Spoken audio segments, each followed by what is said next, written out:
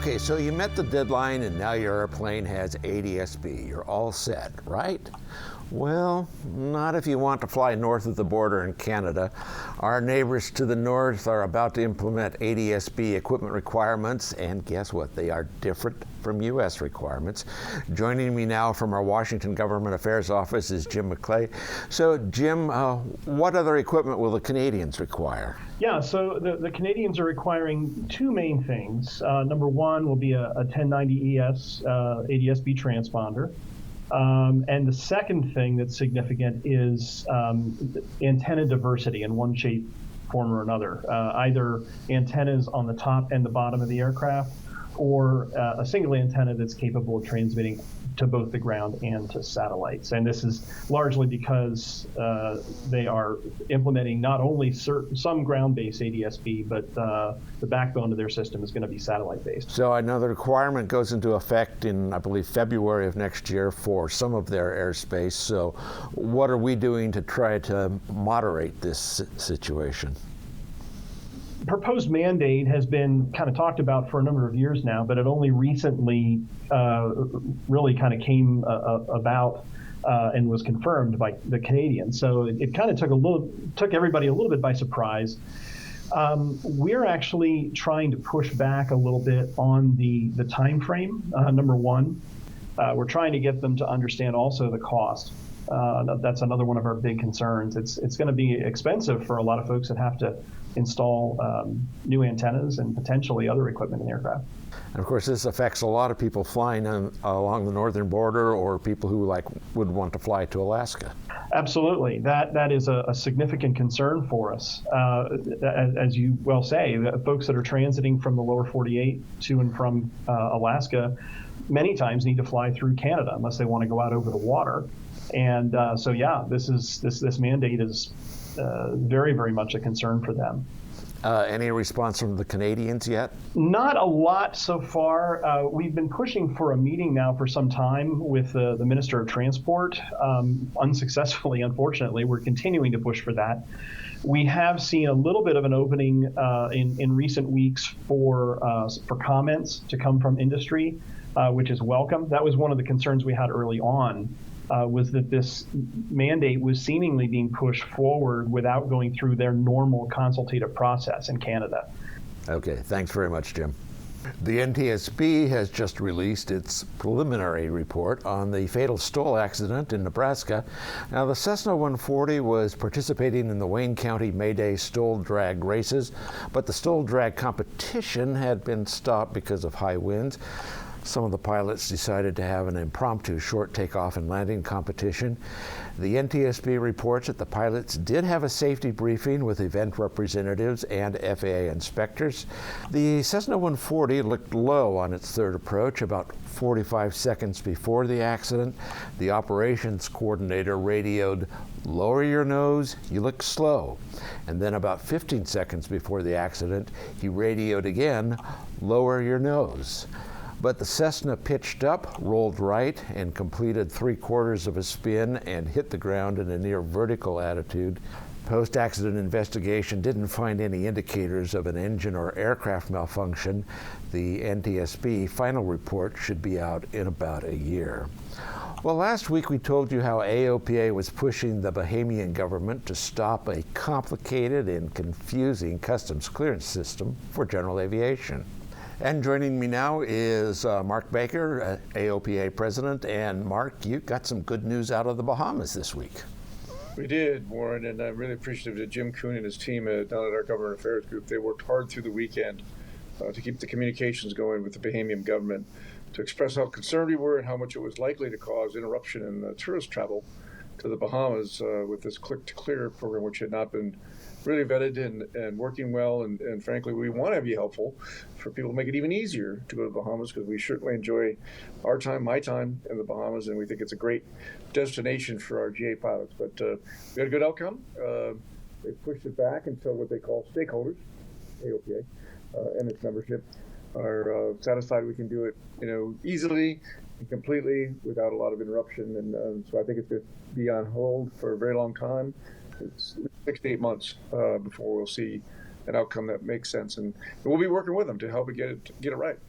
Yeah, it sure is great when you can work with the government agencies and to get a good outcome. And of course, the Bahamas are very GA friendly. Let's talk about that a little bit. I mean, why would a GA pilot want to fly to the Bahamas? Well, this Bahama Guide, which I'm sure you have, is a great vehicle to get you excited about going to these 57 airports around these islands that have got great accommodations, great beaches, fun place to be and fish or just lay out.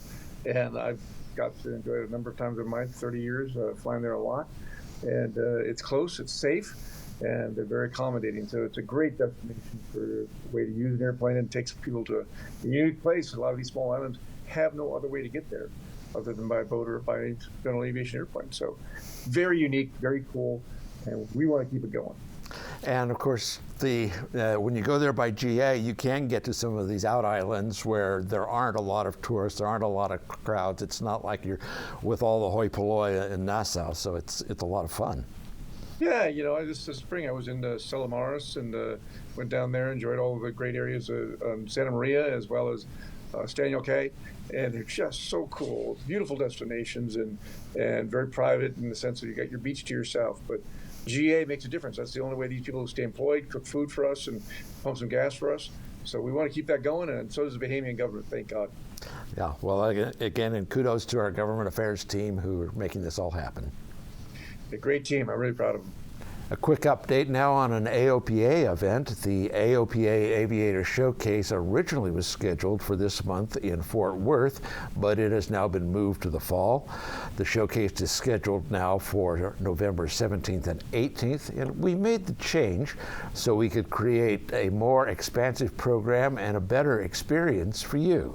So if you've already registered for the Fort Worth Aviation Showcase, you can keep your tickets for November, or you can get a refund. Well, we are getting some strong support for safe and smart transition to unleaded avgas.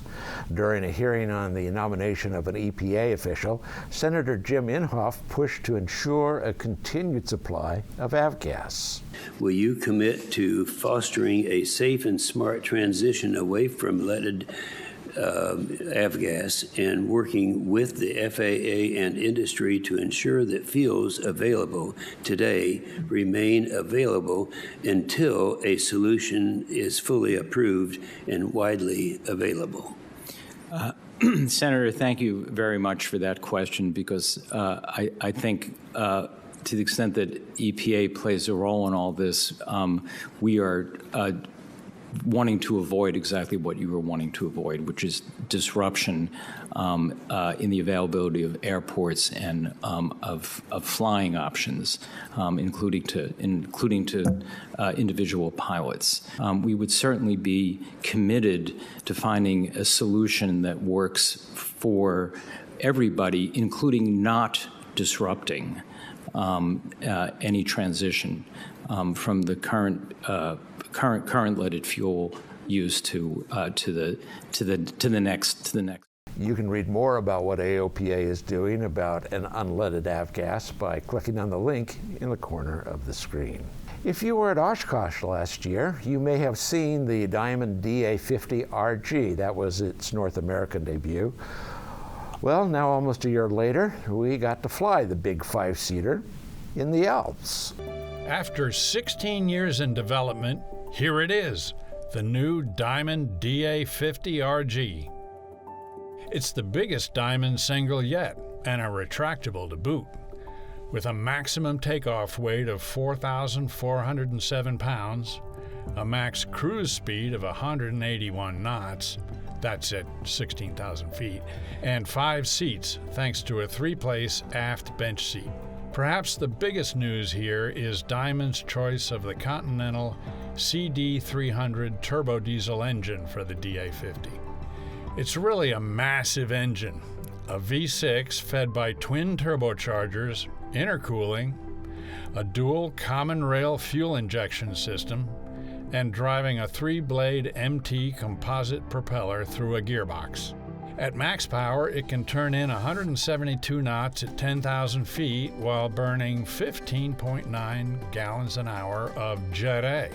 At the same altitude, long-range cruise power lowers the speed to 127 knots and fuel burn to 7.9 gallons an hour. Controlling all this is a dual-channel FADEC, full authority digital engine control, and a single power lever that adjusts engine power, propeller RPM, and fuel flow.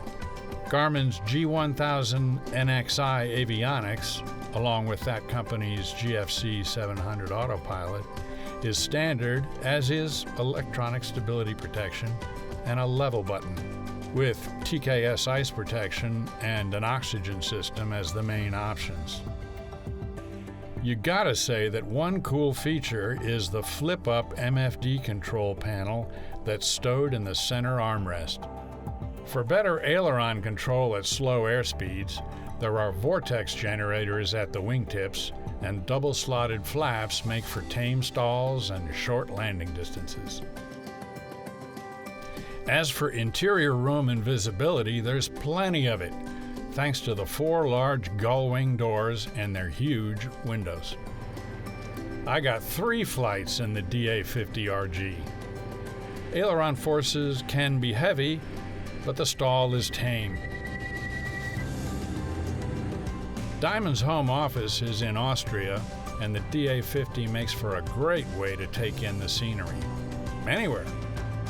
Landings were no drama, flown at 80 knots, and it was easy to flare and make a decent roll-on touchdown.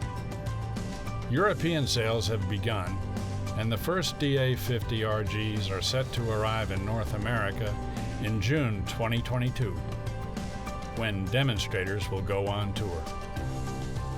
Then more of us can see the latest from Diamond. It'll be worth the wait. Tom Horn, AOPA pilot. And you'll be able to read more about the DA50 RG in an upcoming issue of AOPA Pilot magazine. And AirVenture is approaching soon. EAA tells us that there have been a bunch of changes to the arrival and departure procedures this year, so you'll want to check the FAA notice for those changes. Among some of those changes, aircraft camping is no longer allowed at Appleton Airport. And of course, AOPA will be there in our usual spot near the Brown Arch. Now, you may have noticed that I said notice, not NOTAM. NOTAM used to mean Notice to Airmen, but late last year, FAA changed it to Notice to Air Missions. Frequently, they shorten it to just Notice. Now, that's all part of FAA's effort to make aviation more welcoming and inclusive. Congress told FAA to do that. Congress also created a Women in Aviation Advisory Board to make recommendations to FAA and the industry on how to address the shortage of women in aviation. The board recently submitted its report. Well, look, I think the Senate and Congress as a whole is going to examine this report. It's going to examine the recommendations and look for ways to help further open up aviation to women. There are incredible careers that are available there, and we've got workforce shortages. You can see more about the report and recommendations on our YouTube channel. Well, when we come back, celebrating Miss Montana. My name is Lynn Kaywood. I've been flying since about 2002. I have a private pilot seaplane rating, tailwheel endorsement, my commercial single-engine land, certified flight instructor, and certified flight instructor instrument ratings. I have this 182T model. This 182 is a G1000 equipped airplane. I also own a Cessna 150 that is being rehabilitated right now. With the Air Race Classic, I am a racer, but I am also on the board of directors. And I am currently their safety officer. I use SiriusXM because it's reliable and it provides a level of safety in the cockpit for me. For SiriusXM weather, I like to look at the big picture, but this airplane allows me to dial down into everything from lightning strikes and where the fronts are and where the turbulence is. The thing that SiriusXM can post out for me is I use. Welcome back. Well, they claim it is a first.